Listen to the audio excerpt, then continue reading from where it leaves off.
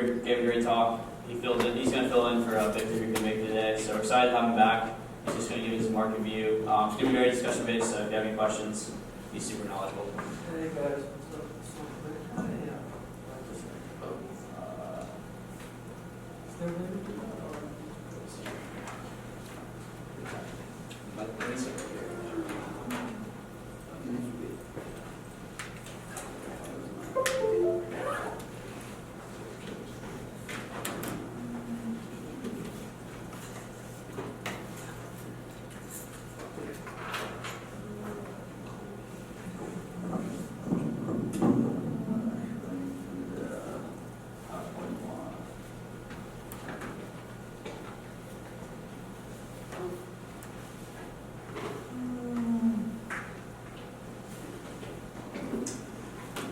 okay, hey guys. My name is Irfan. I graduated from Tech 2019. Studied finance here, did a bunch of different stuff. After I graduated, I went to a hedge fund called 472. It's a big long-short equity hedge fund in New York. I was there until the summer of 2020, and then left to trade crypto full time. So I do that now. I had some, outside investors, but right now it's just, prop trading. So trade my own money in crypto full time every day. Just try different protocols, doing pretty much, whatever that crypto has to offer. So came out here in January. It was just like didn't have a presentation. I still don't have a presentation. It's just a bunch of topics that we can talk about. And had a lot of fun last time. This is the only actual in real world crypto community that I have found. So you are gonna see me here a lot. I mean, if it was up to me, I'd come here every week and just talk. Like, I just love to come and talk about crypto to actual physical people. Yeah. Other than that, I have written down. So last time it was just like almost all of it was Q&A. I was just like, hey, whatever you guys want to talk about. This time I have some suggestions, some topics that I think about every day in crypto, and then you guys can tell me which one is you guys want to talk about, and we can do that. We have tokenomics. What is tokenomics? Like a phrase that people throw out there a lot. What is it? Like, why do we even need tokens? What gives the tokens value is just, value accrual mechanisms, inflationary versus deflationary, is inflation bad? Is inflation good? Is locking up a shit ton of a token supply is going to just, send the price up? Or doesn't that really matter at all or no? Buyback and bear models, governance. The other topic is sources of yield in DeFi. I mean, you see like all these 1000% APYs. Where do they come from? Like, are they even real? Like 100% APY today is not 100% APY tomorrow. If you don't, a lot of the protocols pay you their own tokens. And there's just a lot of stuff that's hidden behind that cute little APY there. So we can talk about that, where do they come from, we can talk about some case studies, we can talk about industrialized yield farming, yearn being the biggest one. We can talk about impermanent loss and liquidity providing, what is impermanent loss, how you should think about it, why liquidity providing almost 90% of the time is not even profitable for retail players. What else? This is one of my favorites. Valuations. How should you even think about how much is a token worth? Like, should I get in now? When do I sell? What is the upside? What is the downside? Like, when do you try to make a trade? How you should just think about valuations. And, there's a whole bunch of ways to approach this. I mean, you can look at it from a TradFi standpoint, and look at like revenues, multiples, price to sales, stuff like that.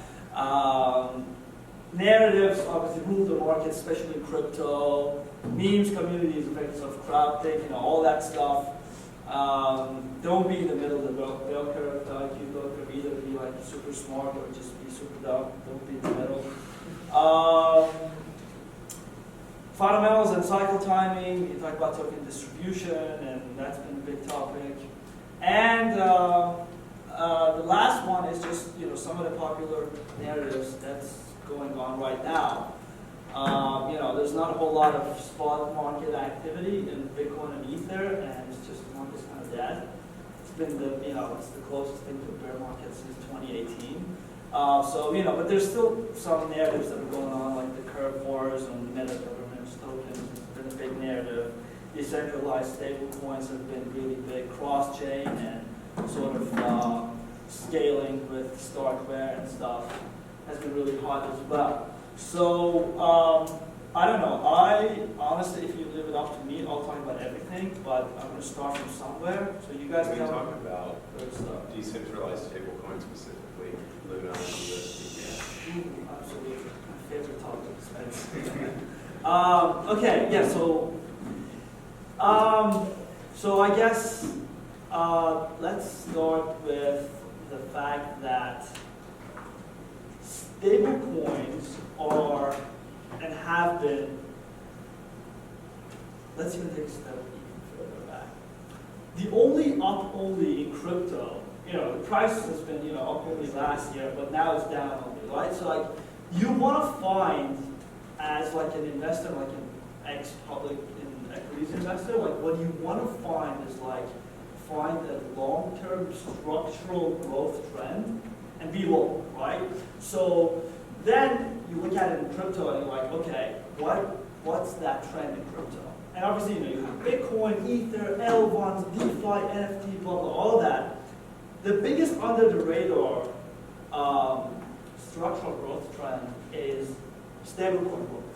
Like, we are almost 3.5 months into 2022, and everything's down the drain. Total stablecoin supply is up like 25%.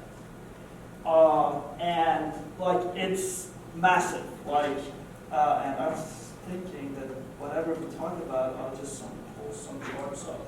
So you can just go to CoinGecko, look at any of these USD stablecoin charts, go to market cap, go to max, and yeah, I mean, it's like literally a home. You can even go to the tags here, go to USD stablecoin, and any of these that you look at, the market cap's been up year over year, like triple digits. So then, Where do you see stablecoin dominance in the market? Like, is there? Because I was curious on finding that statistic, but I don't know where to find that. Dominance. The best place is the block dashboard. So they have a really nice data dashboard that you can come and find stable coins here, and bam, that's what you want to expand. So that's sort of all the stable coins combined, and you can look here, total, wow, 181. Yeah, so that is a lot. I mean, let's look at January, 1230, 175, we're at 180, 182-ish. So, yeah, literal up only. So then the question becomes, okay, who is making money on this growth, right? Like, there's got to be someone capitalizing on it, right? And so you look at the top players, right? The top two, Tether and Circle, USD coin, and what they do, so sure you're aware, Tether had a legal lawsuit last year with the Southern District of New York. They had to release a lot of documents, and well, it turns out that Tether is the sixth largest holder of commercial paper, U.S. commercial paper. Like, they own more commercial paper than Facebook and Microsoft. The Fed had to identify him as a systematic risk to U.S. financial system. So what they do is they give you give them cash, they give you an equivalent of $1 on the blockchain. They take that cash, they buy corporate bonds with it that yield 1%, 2%, 3, 4, 5, whatever, and the total supply is like $80 billion. So like if they're an $80 billion fixed income fund, effectively, that you get nothing out of, and they make, you do the math, I mean, on 5%, like they make $4 billion a year. Like, so they make a lot of money, So they make all the money, so they capture all the value.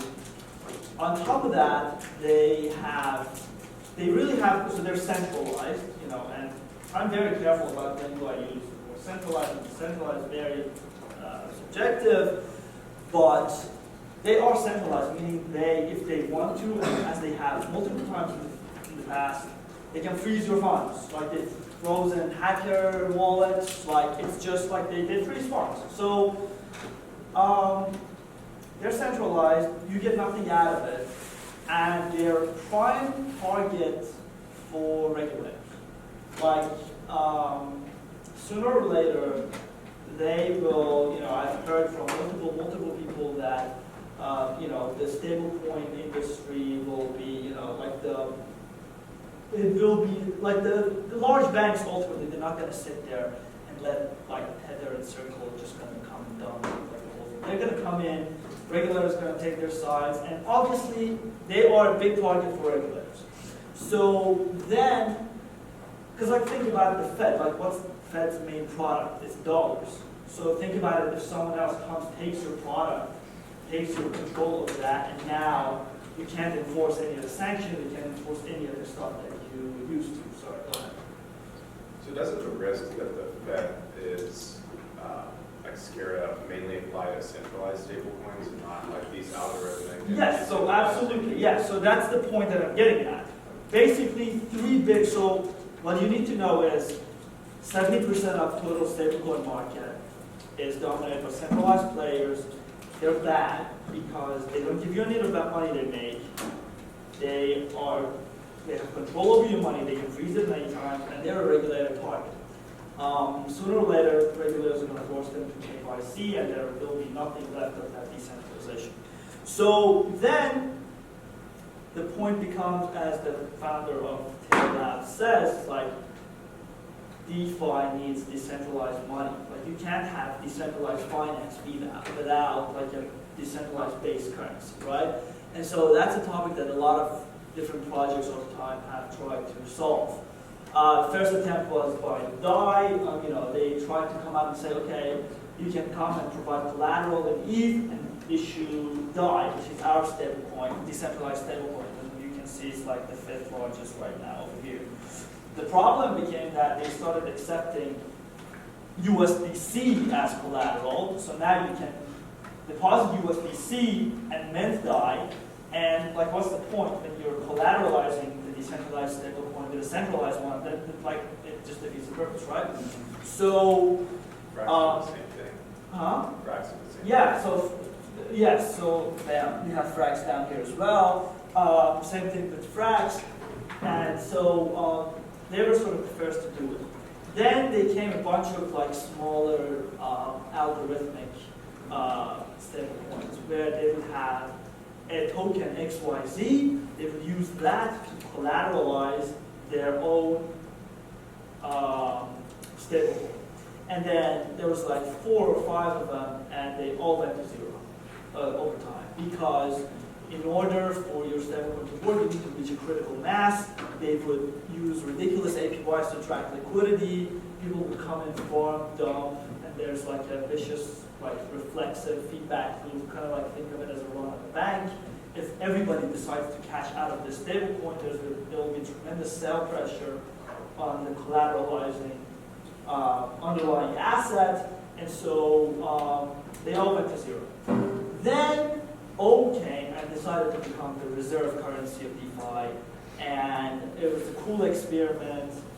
Like everything else, people just kind of hyped the shit out of it, and the chart looks like the Borgia.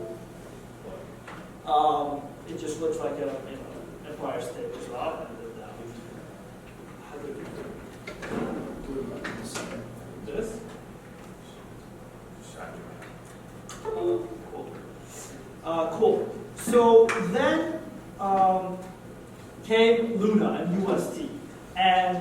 their design was pretty much similar to, they are an algorithmic stablecoin. So they have the token Luna, which is a coin like Bitcoin or Ether that you can just buy on any exchange. And then they have the stablecoin UST. And so for every dollar of UST that you mint, you need to burn an equivalent amount of Luna. So Luna is effectively the collateral for the stablecoin UST. And the reason that they succeeded and others didn't was a few things. One, they had a lot of big backers. So they didn't go to, because at some point there will be, that bank run will come and the stress test will come, and if you stand it, then the confidence will go up and people will trust your stablecoin. So that moment came in May of 2021, last year. And UST fell, price, in May when the Bitcoin liquidations were happening, UST dropped, depegged to almost 96. And they had big backers. The big backers, they had multi-billion-dollar hedge funds backing them. They called the market makers and they're like, we will put up whatever it takes. And the pick got restored, and life went on as usual. So number one, they had big backers that were able to, they didn't rely on random retail liquidity in the early days to reach critical mass. They used multi-billion-dollar hedge fund liquidity, and that was a big factor. Second, they have an amazing marketing campaign for their stablecoin product, USD, and that's on Anchor. And you can make 20% APY on your stablecoin on Anchor, and that's the largest TVL protocol on Terra. Well, it's actually right now the fourth largest in the entire crypto. But if you go to chains, can I push on you on ANC? hit me. Right. So I think one of the big value adds for, so I like USD, I like Dokkan, I like the project, but 70% about of all UST is deposited on the Anchor. Sure. Earning a yield, right? And that yield is pretty much all ANC. Sure. No, what do you mean that yield is all ANC? That 20% APY that you're getting for depositing your UST is ANC inflation. Yes. Right, like the tokenomics are shit on ANC. I wish I had the yield reserve. Yeah, so this has been a big, so that's the kind of conversations I want to have. Okay, so because that's what a market is. Okay, so this is a beautiful chart. All right, so so then the question becomes, so let me finish that combo, and then I'll get right to your point. So I just want to finish why did they succeed as an algorithmic stablecoin. So they had multi-billion-dollar backers. They had a great marketing campaign, which was 20% of your stablecoins. And then now, recently, they've started diversifying the sort of their forex reserves, like the assets that are backing the stablecoin. And so far, it was 100% Luna. Now, so far, they've added $2.2 billion of Bitcoin. So basically, their goal is to be a central bank that has, their goal is to become a crypto central bank, to have a basket of decentralized crypto assets, and against those, issue the stablecoin. So diversifying, so they were able to reach critical mass, and then they're starting to diversify, and so far, there's $14 billion of USD out there, 2.2 billion of it is backed by Bitcoin, the rest is Luna. And this is going to grow. Bitcoin and Ether are into that growing, that basket. But back to your point. So, yes, you're right. At the current model, 20% is not sustainable. 20% comes from multiple sources. First is that whatever collateral that you deposit, so there are only two collaterals that you can borrow on it. It's Ethereum and it's Luna. What they do is when you deposit that, they take that and they stake it. And then they take the staking return and then they pay that. So ETH pays roughly 5%, Luna pays roughly 8%, so that average was like 6.5%. So out of that 20%, 6.5% comes from staking. then a portion comes from them acting like a bank, right? Like loaning out money, getting the interest, and paying it to the depositors. But when you have such a big discrepancy between your loan book and your deposit book, it becomes a problem. Because you have to pay out 10 times more than you make on your loans on your deposits. They cover that with two different parts. One is their own token inflation. So with A and C, their own token, they just allocate the rewards and pay it with A and C. And two is they have something called the yield reserve, which is at times that this chart is the other way around, meaning the loans are more greater than the deposits. There's an excess return generated. They pile that up into the yield reserve, and basically when they need it, when this pendulum swings the other way, they pay it out of that. There was a big controversy on this last month because the yield reserves, because obviously like the loan would grow way bigger than the deposit book, and the yield reserves almost went to like I think $20 million from like 180 in excess went to 20 million over like a month. And then what happened was the Terra Foundation, the foundation behind Luna, obviously owns a shit ton of Luna.